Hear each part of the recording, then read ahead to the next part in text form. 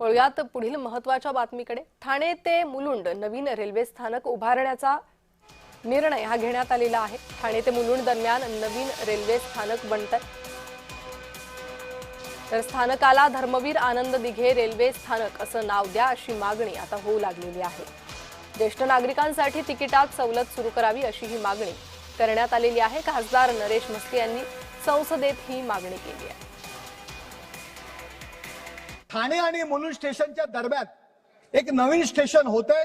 माननीय आमचे गटनेते श्रीकांतजी शिंदे आणि आम्ही रेल्वे मंत्री अश्विनीजी वैष्णव यांच्याकडे 250 करोड रुपयाचा निधी उपलब्ध करून देण्याची मागणी केली होती आणि अश्विनी वैष्णव यांचं खास करून मी अभिनंदन करतो आणि ठाणेकरांच्या वतीने आभार मानतो की 250 करोड त्यांनी मंजूर केलेले आहेत।